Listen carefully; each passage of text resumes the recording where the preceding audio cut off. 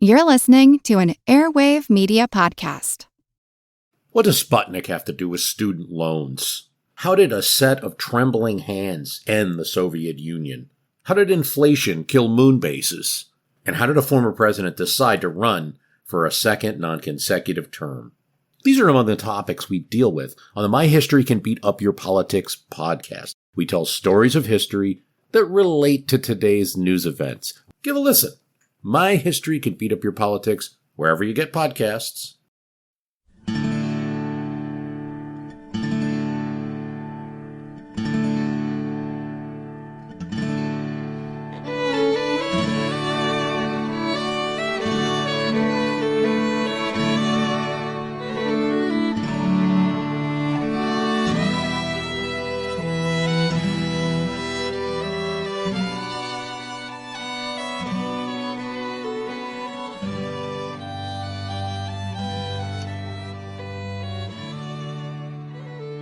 Hey everyone, thanks for tuning in to episode 394 of our Civil War podcast. I'm Rich. And I'm Tracy. Hello y'all. Welcome to the podcast. As y'all will recall, we said in the last episode that Braxton Bragg, the commander of the Confederates Army of Tennessee, had a problem.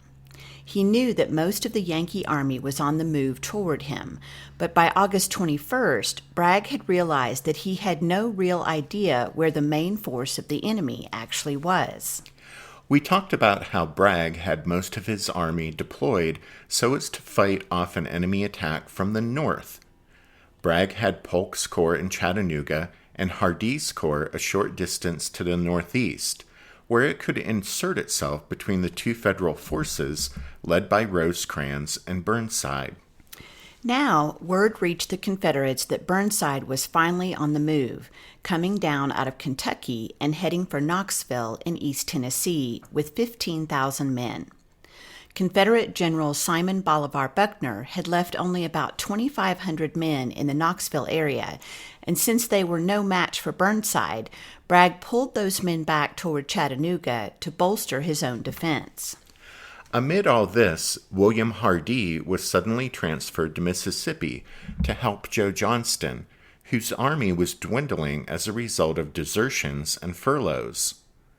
Hardee, a good organizer, was assigned to round up stragglers and rebuild Johnston's forces. To replace Hardee, Confederate President Jefferson Davis promoted Daniel Harvey Hill to lieutenant general and sent him west. In Virginia and North Carolina, D.H. Hill had proven to be difficult and moody, but he was an old friend of Bragg's. In fact, they had been messmates during the Mexican War. It must have seemed to Davis that Bragg, surrounded for so long by discontented subordinates, would benefit from having a friend at his side. But it wouldn't work out that way. Hill found Bragg a changed man. Hill said, quote, "He had grown prematurely old since I saw him last, and showed much nervousness," end quote. Their meeting, Hill would recall, was, quote, "not satisfactory." There's no reason to doubt Hill's description of Bragg. After all, Bragg had ample reason for nervousness. He was getting reports of federal advances that seemed to be coming from all over the map, and it was critical that he figure out the real threat. According to Hill, Bragg told him, quote, "It is said to be easy to defend mountainous country, but mountains hide your foe from you, while they are full of gaps through which he can pounce upon you at any time. A mountain is like the wall of a house, full of rat holes. The rat lies hidden at his hole, ready to pop out when no one is watching." However, it seemed to Bragg that he was looking at the right wall, that is, the country north of Chattanooga. All during the last week of August, he continued to receive reports of much enemy activity in that area. There were also sketchy reports of a federal presence around the town of Stevenson, Alabama, southwest of and downriver from Chattanooga, but those goings-on didn't seem significant. Then, on August 31st, a report from a civilian said that a powerful force of Yankees was crossing the Tennessee River at Stevenson and pouring into the mountains south of Chattanooga. The next morning, one of Joe Wheeler's Confederate cavalry patrols confirmed the civilian story. But Bragg felt that he dared not shift large numbers of troops away from the northern approaches to Chattanooga while there was still a chance that the enemy's main attack might come from that direction. So, Bragg wavered. He shifted a few units south, but for a whole week he sifted through the vague and sometimes conflicting reports coming into his headquarters and tried to figure out which of them to believe. 3 times Bragg started to pull out of Chattanooga, but each time second-guessed himself and reversed his decision. At last, however, the evidence was irrefutable. The Federals were unquestionably in the Army of Tennessee's rear in force. Just as had happened at Tullahoma, Bragg had been outmaneuvered by Rosecrans. His lines of communication and supply were being threatened, and he had to withdraw his army southward or risk being cut off. And so, late on September 7, 1863, the Confederates gave up Chattanooga without firing a shot and marched away over the dusty roads leading south.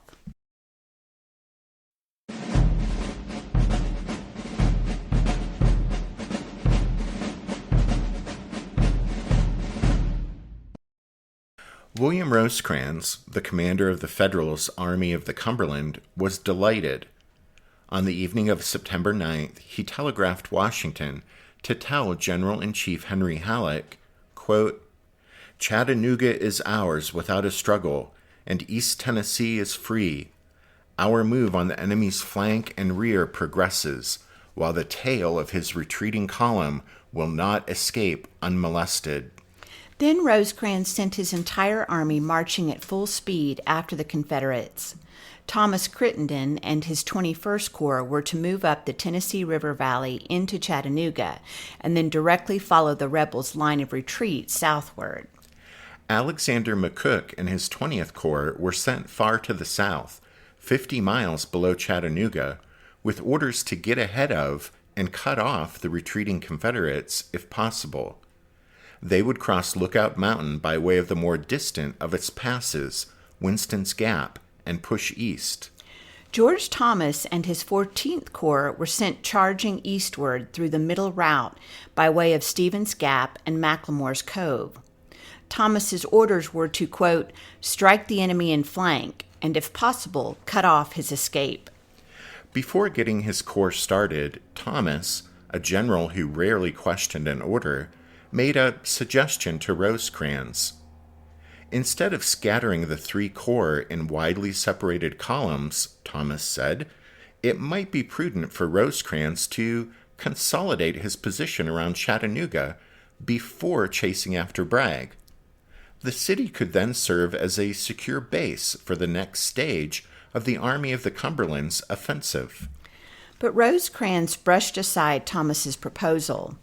Old Rosie was certain the rebels were demoralized and fleeing pell-mell southward into Georgia, and here was a golden opportunity to destroy them. Rosecrans had the bit between his teeth. He was full of optimism and joy. Major James Connolly, an officer in Wilder's Lightning Brigade, wrote in a letter to his wife that he'd heard Rosecrans declare, quote, that he didn't expect to get a fight out of Bragg this side of Atlanta.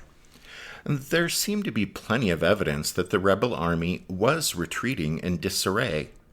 As the Federals had neared Chattanooga, captured and deserting Confederate soldiers said that the Army of Tennessee was in full flight, headed south as fast as it could go. But strangely, as the Federals continued to race ahead, they saw increasingly ominous signs that the rebels weren't actually in headlong flight. George Thomas's corps, in particular, was running into unexpected pockets of enemy opposition. On September 10th, Brigade Commander John Beatty, with Thomas's lead elements, wrote in his diary, quote, "Our division marched across McLemore's Cove to Pigeon Mountain, found Dug Gap obstructed and the enemy in force on the right, left, and front. The skirmishers of the advance brigade were engaged somewhat, and during the night information poured in upon us from all quarters that the enemy was making dispositions to surround us and cut us off before reinforcements could arrive. And in fact, that's exactly what Bragg had been planning. The Confederates weren't in full-scale retreat. Bragg had conducted an orderly withdrawal from Chattanooga and had stopped on September 9th in the vicinity of Lafayette, across Pigeon Mountain from McLemore's Cove. The stories of a panicky retreat had been cleverly orchestrated by Bragg's headquarters, as he took a page from Rosecrans' playbook and sought to deceive the enemy as to his true intentions. The supposed deserters carrying tales of demoralization and disarray had actually been sent out by Bragg's headquarters to feed the Yankees false information. Bragg had also taken the time to reorganize his army so that there were now 4 infantry corps, each with 2 divisions. In addition to Leonidas Polk and D.H. Hill, the other corps commanders were Simon Bolivar Buckner and William H.T. Walker, who had just been transferred from Mississippi. Captain Irving Buck, a staff officer in Hill's corps, wrote that the men were eager to strike a blow at the Yankees, and they were, quote, in fine condition, end quote. In addition, Bragg knew reinforcements were on their way to him from other fronts, including Virginia. Those troops were beginning to arrive, and soon the force he would have in hand would outnumber the Federals. And for a change, Bragg actually knew where the Yankees were, and he realized that their widely separated columns were vulnerable. That knowledge allowed him to set a trap for Thomas's 20,000 Federals in McLemore's Cove. On its south end, where Missionary Ridge and Pigeon Mountain converged, McLemore's Cove was a cul-de-sac. The Confederates were blocking the passes leading eastward over Pigeon Mountain with felled trees and guarding them with infantry and artillery, and the broad northern mouth of the valley was rapidly filling with rebel troops, which would number 23,000 in all. On the evening of September 9th, Bragg sent out orders for the trap to be sprung the next morning. One of Polk's divisions, led by Thomas Hindman, was to move south into McLemore's Cove. There he was to attack Thomas's lead division, commanded by James Negley. Meanwhile, one of D.H. Hill's divisions, commanded by Patrick Cleburne, was to march west from Lafayette through one of the gaps in Pigeon Mountain and join the assault. Bragg's plan was a good one, but on the morning of the 10th, things began to go wrong for the Confederates. When Hindman, who was just recently arrived from Arkansas, was part way into the valley, he began to worry that D.H. Hill's troops might be delayed in getting through the gap and joining the assault. Taking counsel of his fears, Hindman decided it would be more prudent to delay his own attack until he was certain that Hill's troops had made their way into McLemore's Cove. And to be sure, Hill's division had encountered delays. To begin with, for some reason, Bragg's orders to Hill took 5 hours to reach him. When Hill finally got the order, it was nearly dawn on the morning of the 10th, and he straightaway thought of a long list of reasons for not obeying. Hill claimed that Cleburne was ill and that his troops were out of position, that the barricades the Confederates themselves had put up in the gaps to block the Yankees now had to be removed, and this would take time, that perhaps Thomas himself was setting a trap. Well, D.H. Hill listed all these excuses in a cantankerous message to Bragg that took more than 3 hours to reach its destination. Still, nothing happened. Bragg was beside himself with frustration. Captain Irving Buck of the 17th Virginia saw the commanding general pacing back and forth as he awaited the sounds of battle. Quote, occasionally he would stop and irritably dig his spurs into the ground. At last, that afternoon, Bragg, desperate for something to happen, sent a division from Buckner's corps to reinforce Hindman.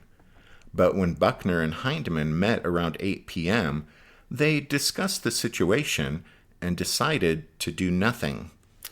Although Bragg again ordered Hindman to attack, Hindman stayed put, although he did promise to attack in the morning. But before anything could happen on the rebel side on the morning of the 11th, the Federals made a crucial move. Negley, like his brigade commander Beatty, was seeing worrisome signs of considerable enemy activity, so to play it safe, he pulled back to Stevens Gap, through which his division had entered McLemore's Cove, and which now was his only escape route. Negley's prudent withdrawal meant that the Confederate opportunity to attack an isolated segment of the Federal Army had been lost.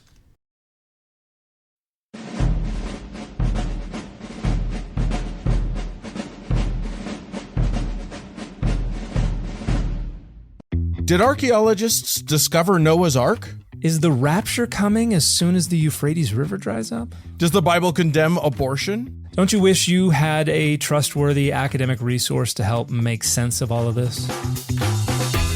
Well, I'm Dan Beecher, and he's award-winning Bible scholar and TikTok sensation Dr. Dan McClellan, and we want to invite you to the Data Over Dogma podcast, where our mission is to increase public access to the academic study of the Bible and religion, and also to combat the spread of misinformation about the same.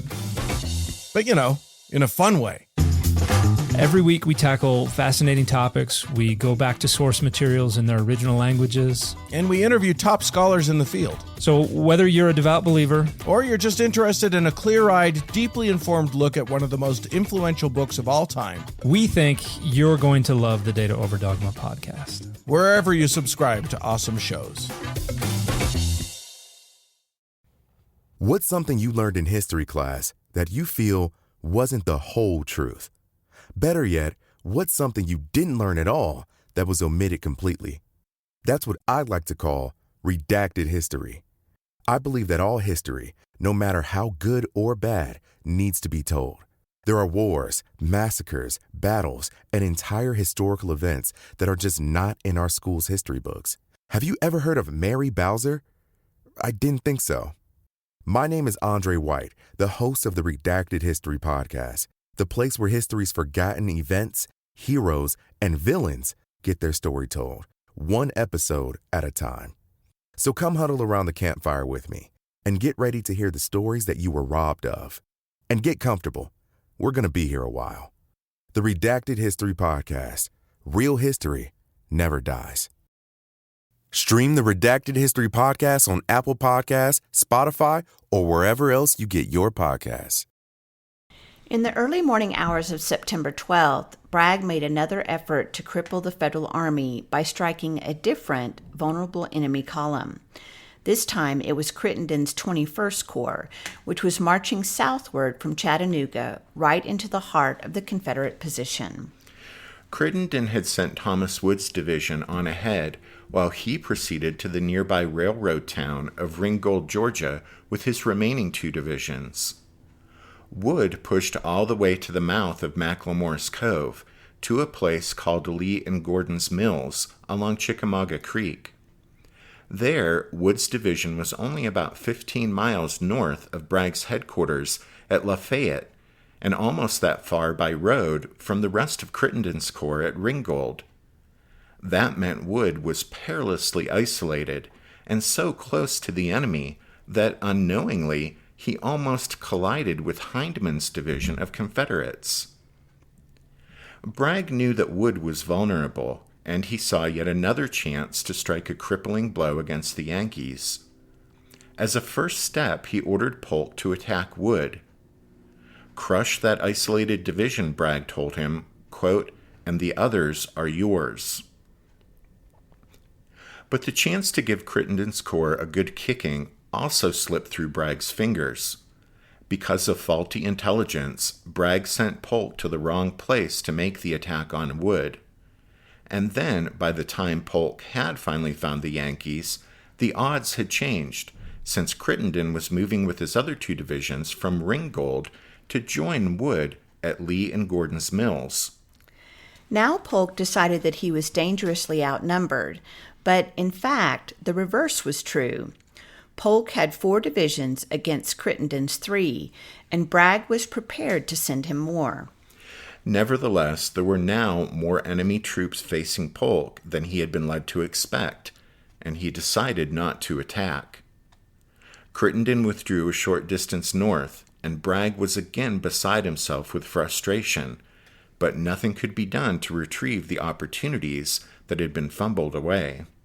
Bragg's subordinates would later claim that his orders had been vague and discretionary. D.H. Hill would say that Bragg had issued, quote, unquote, impossible orders, and therefore those entrusted with their execution felt free to disregard them. Okay, well, at any rate, the Confederates had no monopoly on ineptitude during this period of time. For his part, Rosecrans had received plenty of evidence that the Confederates weren't retreating, but were instead standing fast, but he simply refused to believe it. After Negley had withdrawn from the trap in McLemore's Cove on September 11th, George Thomas had quickly reported the presence there of the rebels in force, and a few hours later he added, quote, all information goes to confirm that a large part of Bragg's army is opposed to Negley, end quote. But in Rosecrans' reply, he discounted the possibility there had been a serious threat and questioned whether Negley had really needed to pull back out of McLemore's Cove. Despite Rosecrans' almost willful ignorance, evidence that the Confederates were standing fast continued to mount. Finally, the signs were unmistakable, and at last, by September 13th, Rosecrans saw that his scattered corps were in grave danger.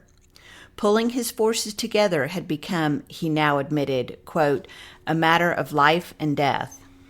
So Rosecrans ordered Thomas to shift his troops from Stevens Gap to Pond Spring, a position just 5 miles from Crittenden's corps around Lee and Gordon's Mills. McCook, perilously exposed about 30 miles to the south at a town called Alpine, was also summoned northward. With difficulty, McCook retraced his steps westward across Lookout Mountain, up the valley west of it, then back eastward across the mountain to where Thomas had been camped in Stevens Gap. It was an exhausting 57-mile march. The men had to assist the horses and mules, as the supply wagons and artillery pieces had to be dragged up the narrow, twisting mountain roads and inched down again. The troops made forced marches of as much as 25 miles a day. In all, the long trip back took Crittenden's corps more than 4 days, with Rosecrans waiting and fretting the entire time. But fortunately for Old Rosie, Bragg did nothing during those days. By September 17th, Rosecrans was able to breathe easier. His army was coming together near Lee and Gordon's Mills. That meant the risk of being defeated in detail, that is, one corps at a time, had passed. But the threat of being attacked was still very real. For days now, Rosecrans had been getting reports that Bragg was being substantially reinforced, and the reports were true. In addition to Buckner's men from Knoxville, troops from Mississippi had also arrived, and 2 divisions from Robert E. Lee's army in Virginia, commanded in person by Lee's old warhorse, James Longstreet, would be on the scene in a few days. In fact, the leading elements of Longstreet's 12,000-man force were already in Georgia, steaming toward Bragg as fast as the rickety Southern rail system could move them. Originally, when the orders were issued in early September, Longstreet's men were to have traveled straight across Virginia to Knoxville in eastern Tennessee, and then down to Chattanooga, a trip that might have taken 2 or 3 days. But, denied that direct route by Burnside's capture of Knoxville, Longstreet's force had to make their way down through the Carolinas and up across Georgia, a distance of more than 900 miles. They used over a dozen railroads, and railroads of different gauges, or track size, so that the troops frequently had to change trains when they came to a new line. It was a tedious, time-consuming process. On September 15th, from Washington, Halleck informed Rosecrans that Longstreet was definitely headed south to reinforce Bragg. To counter the Confederate buildup, Halleck immediately started to issue orders that would shift troops from other fronts to Rosecrans. At the same time, Rosecrans also pressed for reinforcements from closer at hand. He urged Halleck, quote, at least push Burnside down. But Rosecrans wouldn't soon see help from Burnside, and it was his own fault. You see, back on September 10th, Rosecrans had sent word to Burnside up in Knoxville that Bragg was retreating down into Georgia, and Old Rosie asked Burnside for cavalry only to help him in his pursuit of the fleeing rebels.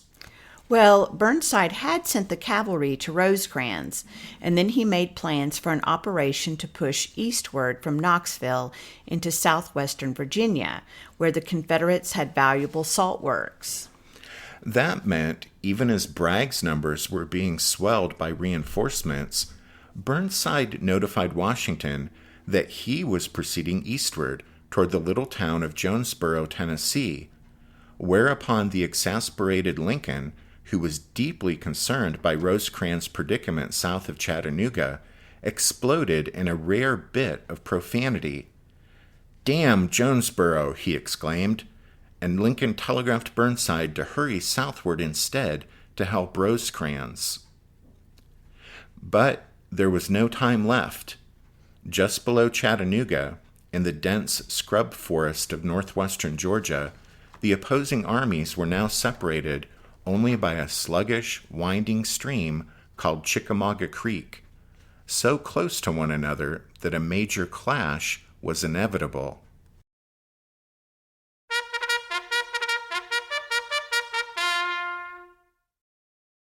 That means it's time for this episode's book recommendation. And our recommendation this time is Chickamauga, 1863, Rebel Breakthrough by Alexander Mendoza. This is part of Prager's Battles and Leaders of the American Civil War series. It provides a solid overview of the campaign and battle. You can find a complete list of all of our book recommendations if you head over to the podcast website, which is www.civilwarpodcast.org.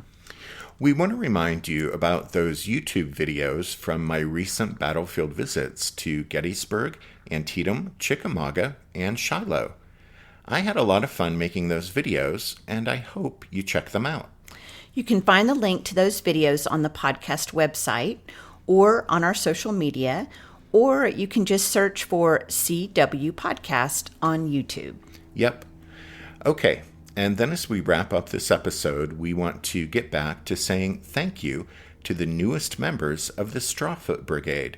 So thanks to Sean S., Chris W., Michael T., Alexandra W., Brian A., and Michael L.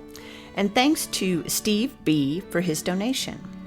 Well, thanks for listening to this episode of The Civil War, 1861 to 1865, a history podcast.